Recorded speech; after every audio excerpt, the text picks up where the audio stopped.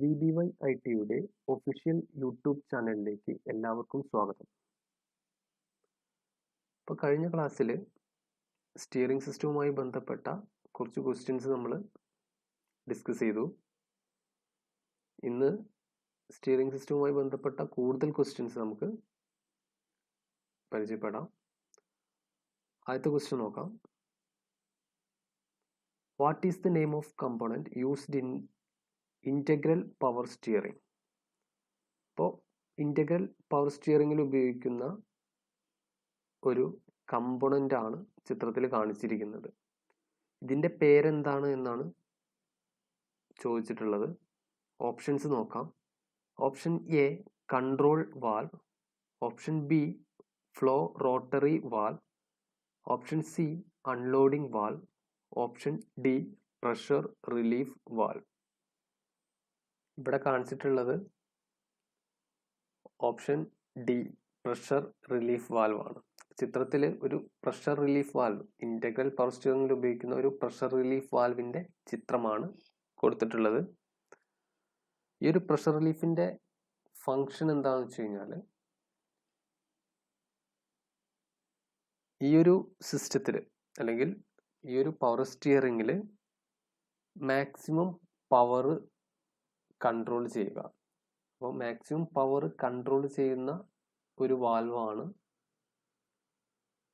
Pressure relief valve എന്ന് പറയുന്നത്. അടുത്ത ക്വസ്റ്റ്യൻ നോക്കാം. What will be effect of unequal caster in the vehicle? അപ്പോൾ അൺഈക്വൽ ആയിട്ടുള്ള കാസ്റ്ററിൻ്റെ എഫക്റ്റ് അല്ലെ, ഒരു വെഹിക്കിളിൽ അൺഈക്വൽ കാസ്റ്റർ കൊണ്ടുണ്ടാവുന്ന എഫക്റ്റ് എന്താണ് എന്നുള്ളതാണ് ചോദിച്ചിട്ടുള്ളത്. Option A vehicle pull to one side wheel, vehicle will not move. Option C driver have to use less effort on steering. Option D increase steering stability. അപ്പോൾ കൂടുതൽ unequal ആയിട്ടുള്ള castor ഒരു വെഹിക്കിളിൽ എന്ത് effect ആണ് ഉണ്ടാക്കുക എന്നുള്ളതാണ് ചോദിച്ചിട്ടുള്ളത്. അപ്പോൾ ഓപ്ഷൻസ് നോക്കുന്ന സമയത്ത് ഓപ്ഷൻ എ എന്ന് പറയുന്നത് എന്താണ്? ഒരു സൈഡിലേക്ക്, വീലിൻ്റെ ഒരു സൈഡിലേക്ക് പുള്ള് ചെയ്യുക. വാഹനം സ്ട്രെയിറ്റ് പോകുന്ന സമയത്ത് സൈഡിലേക്കൊരു പുള്ള് ഉണ്ടാവുക. രണ്ടാമത്തെ ഓപ്ഷൻ പറയുന്നത് വെഹിക്കിൾ വിൽ നോട്ട് മൂവ്. ഒരിക്കലും അൺഈക്വൽ ആയിട്ട് കാസ്റ്ററോ അല്ലെങ്കിൽ എന്തെങ്കിലും ക്യാമ്പർ ആയാലും എന്ത് ആംഗിൾ ആയാലും വാഹനം മൂവ് ചെയ്യാണ്ടിരിക്കില്ല. അപ്പോൾ ഓപ്ഷൻ ബി അല്ല എന്നുള്ളത് നമുക്ക് ഉറപ്പാണ്. Then option C driver have to use less effort on steering. Caster angle unequal ആയിട്ട് കാസ്റ്റർ ആംഗിൾ വെച്ച് കഴിഞ്ഞാൽ ഒരിക്കലും എന്താവില്ല, എഫേർട്ട് കുറയ്ക്കാൻ സാധിക്കില്ല. ഓപ്ഷൻ സി അല്ല. ഓപ്ഷൻ ഡി കൊടുത്തിട്ടുള്ളത് ഇൻക്രീസ് സ്റ്റിയറിംഗ് സ്റ്റെബിലിറ്റി. ഒരിക്കലും അൺഈക്വൽ ആയിട്ട് കാസ്റ്റർ കറക്റ്റ് ആയിട്ട് അല്ലെങ്കിൽ വീൽ അലൈൻമെന്റ് കറക്റ്റ് ആക്കിയാൽ മാത്രമേ നമുക്ക് സ്റ്റിയറിംഗ് സ്റ്റെബിലിറ്റി കൂട്ടാൻ സാധിക്കുകയുള്ളൂ. അപ്പോൾ ഇവിടെ ആൻസർ ഓപ്ഷൻ എ ആണ്, vehicle pull to one side wheel. അപ്പോൾ ഒരു വീലിൻ്റെ ഒരു സൈഡിലേക്ക് വാഹനത്തെ പുൾ ചെയ്യും. കാസ്റ്റർ കറക്റ്റ് ആയിട്ട് ചെയ്തില്ലെങ്കിൽ വാഹനത്തിൻ്റെ ഒരു സൈഡിലേക്ക് ഒരു വലിവ് നമുക്ക് അനുഭവപ്പെടും. അടുത്ത ക്വസ്റ്റ്യൻ നോക്കാം. What is the steering linkage ratio if the pitman arm length twice of steering arm length? ഇവിടെ ചോദിച്ചിട്ടുള്ളത് പിറ്റ്മാൻ ആമിൻ്റെ ലെങ്ത് സ്റ്റിയറിംഗ് ആം ലെങ്ത്തിനേക്കാൾ ട്വൈസ് ആവുന്ന സമയത്ത്, ഇരട്ടിയാവുന്ന സമയത്ത് ഒരു സ്റ്റിയറിംഗ് ലിങ്കേജ് റേഷ്യോ എത്രയായിരിക്കുമെന്നാണ് ചോദിച്ചിട്ടുള്ളത്. എന്താണ്? പിറ്റ്മാൻ ആം ലെങ്ത് സ്റ്റിയറിംഗ് ആം ലെങ്ത്തിൻ്റെ ഇരട്ടിയാവുന്ന സമയത്ത് സ്റ്റിയറിംഗ് ലിങ്കേജ് റേഷ്യോ എന്തായിരിക്കും? ഓപ്ഷൻസ് നോക്കാം. Option A 2:1, option B 3:1, option C 1:2, option D 2:3. ഏതാണ് ഈ ഓപ്ഷനിൽ ഏതാണ് സ്റ്റിയറിംഗ് ലിങ്കേജ് റേഷ്യോ എന്നുള്ളതാണ് ചോദ്യം. അപ്പോൾ പിറ്റ്മാൻ ആം ലെങ്ത് സ്റ്റിയറിംഗ് ആമിൻ്റെ ലെങ്ത്തിനേക്കാൾ ഇരട്ടിയാവുമ്പോൾ എന്ന് പറയുന്നത്, അപ്പോൾ സാധാരണ സ്റ്റിയറിംഗ് ലിങ്കേജ് റേഷ്യോ എന്ന് പറഞ്ഞു കഴിഞ്ഞാൽ steering arm length is to Pitman arm length ആണ് പറയുക. അപ്പോൾ ആദ്യം പറയുന്നത് എന്തായിരിക്കും? സ്റ്റിയറിംഗ് ആം ലെങ്ത് ആയിരിക്കും. അപ്പോൾ ഇവിടെ പിറ്റ്മാൻ ആം ലെങ്ത് ഇരട്ടിയാണെന്നാണ് പറഞ്ഞത്. അപ്പോൾ കൂടുതൽ ഏതാണ്? പിറ്റ്മാൻ ആം ലെങ്ത് ആണ്. അപ്പോൾ ഓപ്ഷൻ സി ആണ് ഇവിടെ ആൻസർ. 1:2. രണ്ടാമതാണ് പിറ്റ്മാൻ ആം ലെങ്ത്തിന്റെ കേസ് പറയാം. then അടുത്ത ക്വസ്റ്റ്യൻ നോക്കാം. Which part of electronic power steering revert back to manual steering in case of failure in power steering? അപ്പോൾ ഇലക്ട്രോണിക് പവർ സ്റ്റിയറിംഗിന്റെ ഏത് ഭാഗമാണ് മാനുവൽ ഒരു പവർ സ്റ്റിയറിംഗിൽ ഫെയിലിയർ ഉണ്ടാകുന്ന സമയത്ത് മാനുവൽ സ്റ്റിയറിംഗ് ആയിട്ട് മാറുന്നതെന്നാണ് ചോദിച്ചിട്ടുള്ളത്. Option A solenoid valve, option B phase compensator, option C fail safe relay, option D current controller. ഇവിടെ ഓപ്ഷൻ സി ആണ് ആൻസർ, ഫെയിൽ സേഫ് റിലേ. അപ്പോൾ പവർ സ്റ്റിയറിംഗിന് എന്തെങ്കിലും ഫെയിലിയർ സംഭവിച്ചു കഴിഞ്ഞാൽ ഇലക്ട്രോണിക് പവർ സ്റ്റിയറിംഗിൽ എന്ത് സംഭവിക്കും? മാനുവൽ സ്റ്റിയറിംഗിലേക്ക് മാറും. ഇതിന് സഹായിക്കുന്ന ഭാഗമാണ് ഇലക്ട്രോണിക് പവർ സ്റ്റിയറിംഗിന്റെ ഭാഗമാണ് ഫെയിൽ സേഫ് റിലേ എന്ന് പറയുന്നത്. നെക്സ്റ്റ് ക്വസ്റ്റ്യൻ നോക്കാം. What is the servicing procedure carried out in the wheel? ചിത്രത്തിൽ കാണിച്ചിരിക്കുന്ന സർവീസിംഗ് പ്രൊസീജിയർ എന്താണ് എന്നാണ് ചോദിച്ചിരുന്നത്, അല്ലെങ്കിൽ എന്ത് അളക്കുന്നതിന് വേണ്ടിയിട്ടാണ് ഈ ഒരു പ്രൊസീജിയർ ചെയ്യുന്നത് എന്നാണ് question. Option A checking camber angle, option B checking caster angle, option C checking king pin inclination, option D checking included angle. ഇവിടെ ചിത്രത്തിൽ കാണിച്ചിട്ടുള്ള പ്രൊസീജിയർ ചെയ്യുന്നത് option A checking camber angle. അപ്പൊ ക്യാമ്പർ ആംഗിൾ ചെക്ക് ചെയ്യുന്നതിന് വേണ്ടിയിട്ടാണ് ഇത്തരത്തിലുള്ള ഒരു procedure നമ്മൾ ചെയ്യാം. Next question. Which part of integral power steering reduce fluid pressure? ഒരു ഇന്റഗ്രൽ പവർ സ്റ്റിയറിംഗിൽ ഫ്ലൂയിഡ് പ്രഷർ കുറയ്ക്കുന്ന പാർട്ട് ഏതാണെന്നാണ് ചോദിച്ചിട്ടുള്ളത്. Option A torsion bar, option B rotary valve, option C unloading valve, option D flow control valve. അപ്പോൾ integral power സ്റ്റിയറിംഗിൽ fluid pressure കുറയ്ക്കാൻ സഹായിക്കുന്ന വാൽവാണ് option C unloading valve. Unloading valve ആണ് ഇന്റഗ്രൽ പവർ സ്റ്റിയറിംഗിൽ ഫ്ലൂയിഡ് പ്രഷർ കുറയ്ക്കാൻ സഹായിക്കുന്നത്. Next question നോക്കാം. What is the role of recirculating valves in the integral power steering? ഒരു ഇന്റഗ്രൽ പവർ സ്റ്റിയറിംഗിൽ റീസർക്കുലേറ്റിംഗ് വാൾവ്സിന്റെ റോൾ എന്താണ് എന്നാണ് ചോദ്യം. ഓപ്ഷൻസ് നോക്കാം. Option A effect steering stability, option B prevent control in event of hydraulic failure, option C combine high mechanical efficiency with smooth operation, option D provide hard steering. ഒരു integral power സ്റ്റിയറിംഗിൽ recirculating valves ഉപയോഗിക്കുന്നത് mechanical efficiency കൂട്ടുന്നത്, അതായത് smooth ഓപ്പറേഷന് വേണ്ടിയിട്ടും mechanical efficiency കൂട്ടുന്നതിനൊക്കെ വേണ്ടിയിട്ടാണ് നമ്മൾ recirculating valves ഉപയോഗിക്കുക. ഇവിടെ ആൻസർ ഓപ്ഷൻ സി ആണ്, കമ്പൈൻ ഹൈ മെക്കാനിക്കൽ എഫിഷ്യൻസി വിത്ത് സ്മൂത്ത് ഓപ്പറേഷൻ. അടുത്ത ക്വസ്റ്റ്യൻ നോക്കാം. What is the range of steering ratio available in general? ഒരു ജനറൽ ആയിട്ട് ഉള്ള ഒരു സ്റ്റിയറിംഗ് റേഷ്യോ ഇവിടെ റേഞ്ച് എന്താണെന്നാണ് ചോദിച്ചിട്ടുള്ളത്. ഓപ്ഷൻസ് നോക്കാം. Option A 8:2 to 22:2, option B 11:2 to 22:2, option C 11:1 to 24:1, option D 10:1 to 18:1.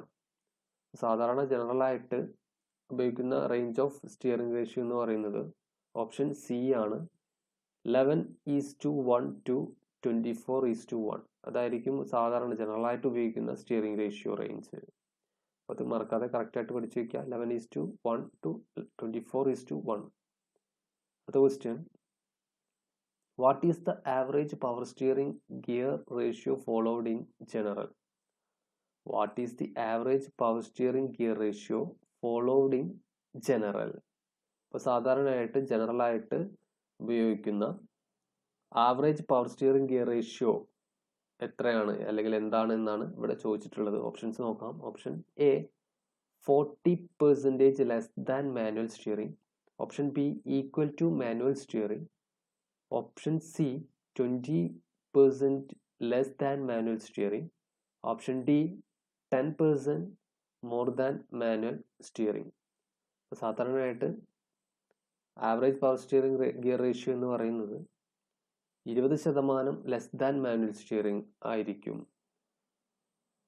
Manual സ്റ്റിയറിംഗിനേക്കാൾ 20% കുറവായിരിക്കും average power steering gear ratio എന്ന് പറയുന്നത്. അപ്പോൾ ആൻസർ ഓപ്ഷൻ സി ആണ് answer. Next question, what is the name of part marked as X in the electronic power steering? ചിത്രത്തിൽ കൊടുത്തിട്ടുള്ള electronic power സ്റ്റിയറിംഗിൻ്റെ ഒരു diagram കൊടുത്തിട്ടുണ്ട്. ഈ ഒരു ഡയഗ്രാം അല്ലെങ്കിൽ ഫ്ലോ ചാർട്ട് എന്ന് പറയാം. ഈ ഒരു ഡയഗ്രത്തിൽ എക്സ് എന്ന് അടയാളപ്പെടുത്തിയിരിക്കുന്ന ഭാഗം ഏതാണ് എന്നാണ് ചോദിച്ചിട്ടുള്ളത്. എക്സ് എന്ന് അടയാളപ്പെടുത്തിയിരിക്കുന്ന ഭാഗം ഏതാണ്? ഇവിടെ എക്സ് എന്ന് മാർക്ക് ചെയ്തിട്ടുള്ളത് ഇതാ ഈ ഒരു പോർഷൻ, ഇത് ഏതാണ് എന്നാണ് ക്വസ്റ്റ്യനിൽ ചോദിച്ചിട്ടുള്ളത്. ഓപ്ഷൻസ് നോക്കാം. Option A motor, option B assist map, option C compensator, option D observer.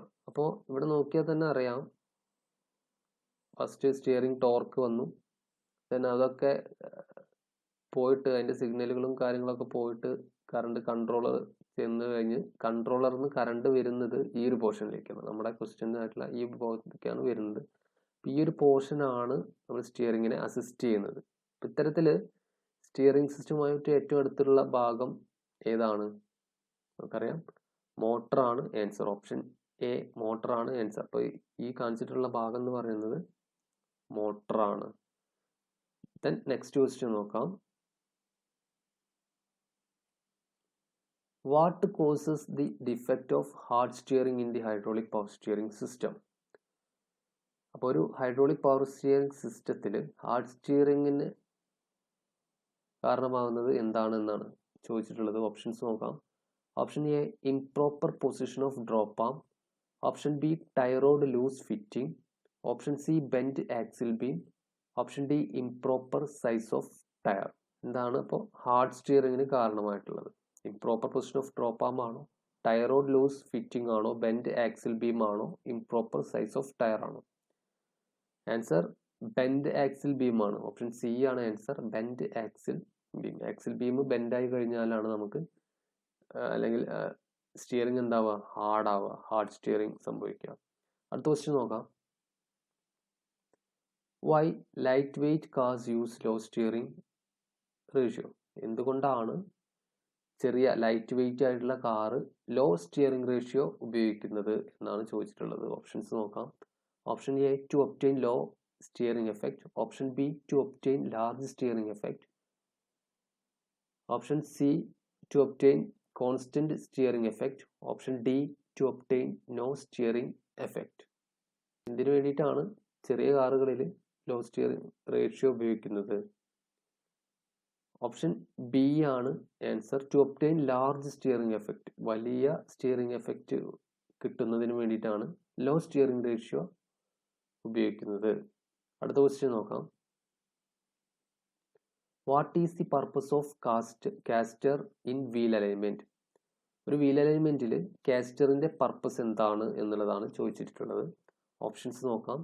Option A maintain directional stability and control, option B reduce tyre wear, option C reduce abnormal vibration, option D convert steering torque input into voltage signal. അപ്പോൾ കാസ്റ്ററിന്റെ purpose എന്താണ്?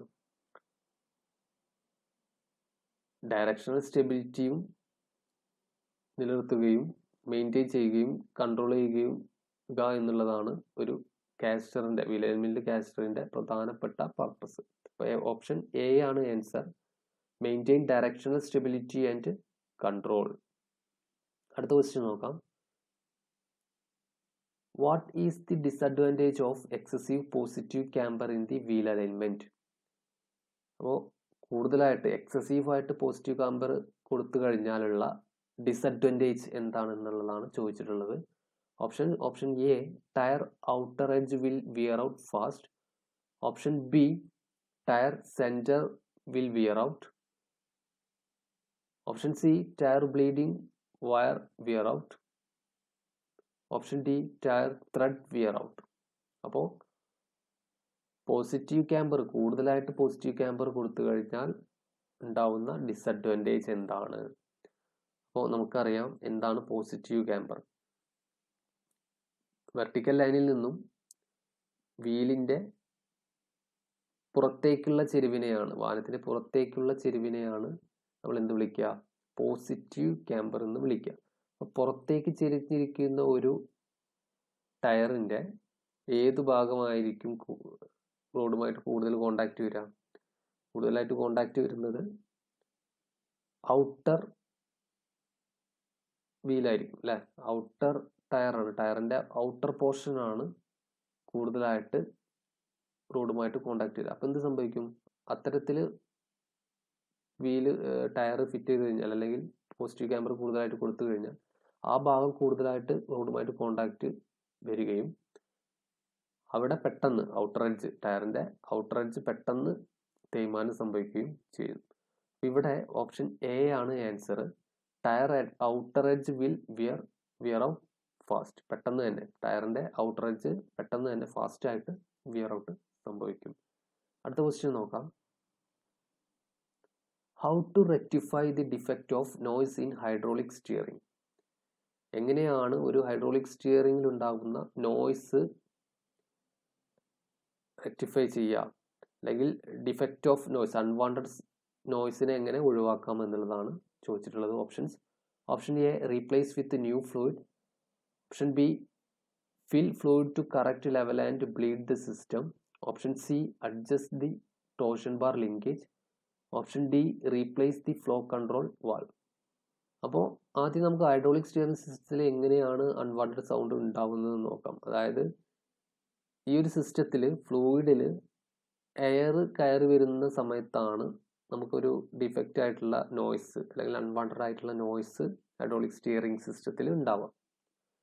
അപ്പോൾ ഈ ഒരു system, അല്ലെങ്കിൽ ഈ ഒരു noise ഒഴിവാക്കുന്നതിന് വേണ്ടിയിട്ട് നമ്മൾ എന്ത് ചെയ്താൽ മതി? ഫ്ലൂയിഡ് ലെവൽ കറക്റ്റ് ചെയ്യുക, ബ്ലീഡ് ചെയ്യുക. ബ്ലീഡ് എന്ന് വെച്ച് കഴിഞ്ഞാൽ ആ സിസ്റ്റത്തിലുള്ള എയറിനെ ഒഴിവാക്കുന്ന പ്രോസസ്സാണ് ബ്ലീഡിങ് എന്ന് പറയുന്നത്, എയർ ബ്ലീഡിങ്. അപ്പോൾ ഇത്തരത്തിൽ എയറിനെ ഒഴിവാക്കി കഴിഞ്ഞു കഴിഞ്ഞാൽ എന്ത് സംഭവിക്കും? നോയ്സിനെ നമുക്ക് റെഡ്യൂസ് ചെയ്യാൻ സാധിക്കും. അപ്പോൾ ഇവിടെ ഓപ്ഷൻ ബി ആണ് answer. Fill fluid to correct level. Correct level fluid fill ചെയ്യുക. അപ്പോൾ ഫ്ലൂയിഡിൻ്റെ ലെവൽ കുറഞ്ഞു കഴിഞ്ഞാൽ എന്ത് ചെയ്യും? എയർ കയറിയിട്ട് പ്രശ്നമാവും. അപ്പോൾ then bleed the system. Fill ചെയ്തതിന് ശേഷം എന്ത് ചെയ്യുക? ബ്ലീഡ് ചെയ്യുക. അടുത്ത ക്വസ്റ്റ്യൻ നോക്കാം. What is the impact of larger scrub radius?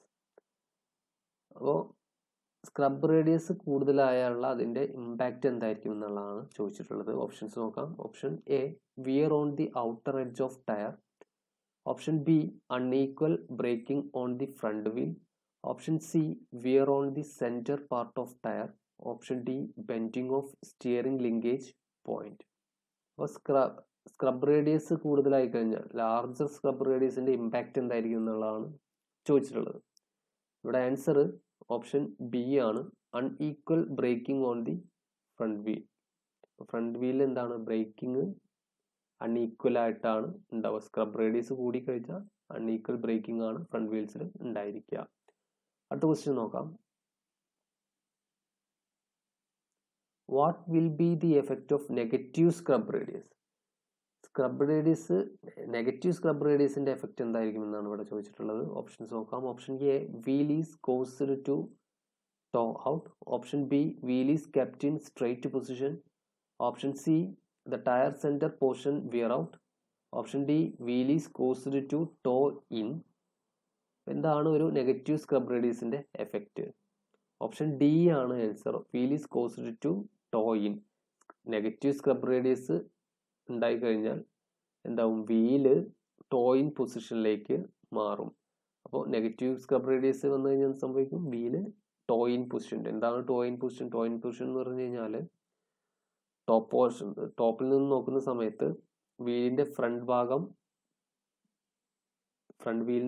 ഭാഗം പിൻഭാഗത്തേക്കാൾ അടുത്ത് നിൽക്കുന്ന ഇതിനെ വിളിക്കുന്നതാണ് ടോ ഇൻ. അടുത്ത ക്വസ്റ്റ്യൻ നോക്കാം. What is the reason of steering wheel play excess.